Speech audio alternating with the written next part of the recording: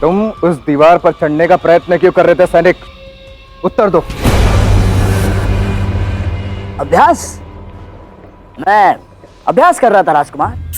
मैं मानता हूं कि तक्षशिला और मगध में अब संधि हो चुकी है, आपका और राजकुमारी दुर्धरा का विवाह होने वाला, किंतु एक सैनिक को हमेशा स्वस्थ और चुस्त रहना चाहिए, युद्ध के लिए हमेशा हमेशा सज्ज रहना चाहिए। इसीलिए मैं बस अभ्यास कर रहा था।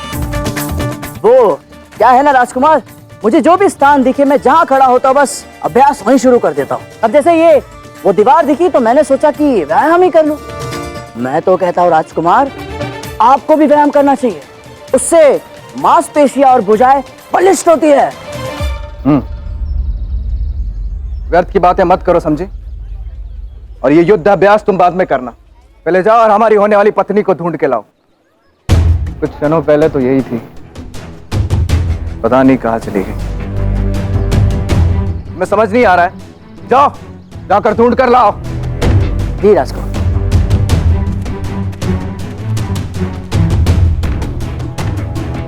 राजकुमार जी, यदि आप बुरा ना माने तो एक प्रश्न पूछूं? क्या आप वास्तव में राजकुमारी दुर्धरा से विवाह करना चाहते हैं? अर्थात मेरे कहने का तात्पर्य यह है कि वो कैसी पत्नी होगी जिसने आपको अभी से ही यूं इस प्रकार यहाँ अकेला छोड़ दिया? सोचिए राजकुमार, विवाह से पूर्व आपको यूं अकेला छोड़ दिया तो विवाह के बाद क्या क्या हो सकता है, सोच कर देखिए राजकुमार। जो कहा गया है वो करो समझे। जाओ, जाकर ढूंढो उन्हें। जैसे ही आपकी आज्ञा राजकुमार।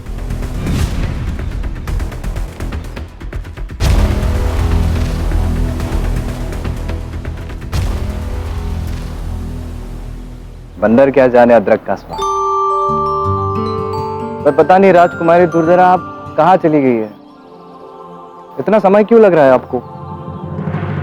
मैं जानती हूं कि आज तक इस धरती ने मेरे भाई जैसा क्रूर और पापी खलनायक नहीं देखा, और मैं उसकी बहन हूं। मुझ पर विश्वास करना तो और भी कठिन है, विशेष तौर से तब जब मैंने हमेशा ही उनका पक्ष लिया।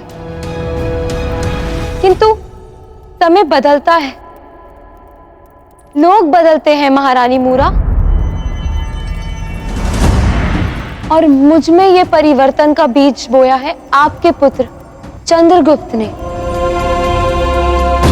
आज से 5 वर्ष पूर्व जब उसने मुझे अपनी बंदिनी बनाया था, तब उसने मुझे सम्राट का वो रूप दिखाया जो मैं जानती भी नहीं थी।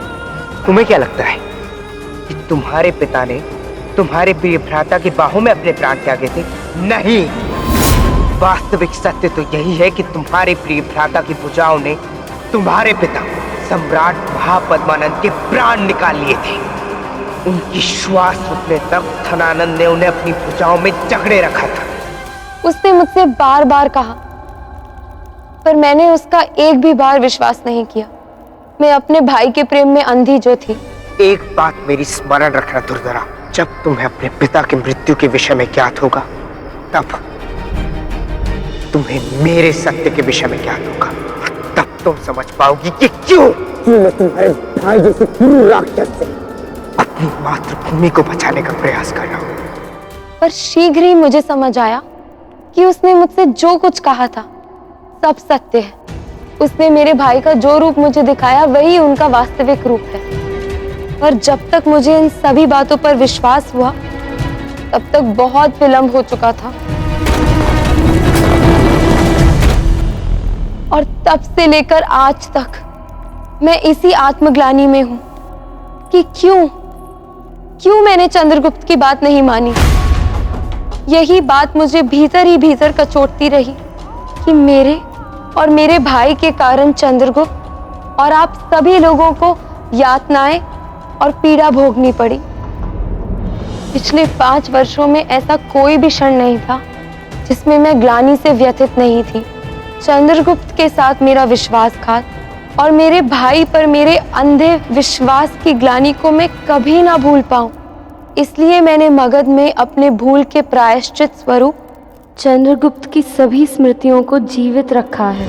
क्षमा करें सम्राट, मैं आपको एक चीज बताना भूल गई। कि मैं हवा महल के पुनर्निर्माण का कार्य करवा रही हूँ और ये सब उसी की सामग्री है। मैं चाहती हूँ कि आप मगध के सर्वश्रेष्ठ कारीगरों को नियुक्त करें और बिल्कुल ऐसे ही ध्वज का निर्माण करें। आप मेरे लिए केवल एक सम्राट हैं, मेरे भाई नहीं। इन 5 वर्षों में मैंने ईश्वर से केवल एक ही अवसर मांगा है, चंद्रगुप्त से क्षमा मांगने का अवसर।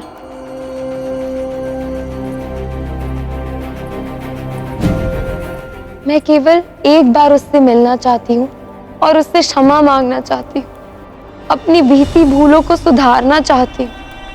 मुझे लगा था कि मुझे ये अवसर फिर कभी प्राप्त नहीं होगा, पर उस दिन जब मैंने आपको देखा, उस दिन मुझे विश्वास हो गया कि भगवान ने मेरी झोली में ये अवसर फिर से डाल दिया है। मेरा विश्वास कीजिए, यदि आप मुझसे कहेंगे तो इसके पश्चात मैं आपके सामने फिर कभी नहीं आऊंगी। मुझे बस एक अवसर दे दीजिए, केवल एक बार मुझे चंद्रगुप्त से मिला दीजिए। मैं उसके सामने जाकर उसकी आंखों में आंखें डालकर अपने आत्मग्लानि का बोझ उतारना चाहती हूँ। मैं उससे कहना चाहती हूँ कि वो सही था और मैं गलत। मुझे चंद्रगुप्त से मिला दीजिए। मुझे बताइए महारानी मूरा, चंद्रगुप्त कहाँ है? चंद्रगुप्त मर चुका है।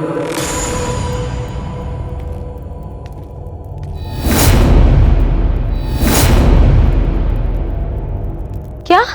हाँ, मर चुका है चंद्र। अपनी आंखों से देखा।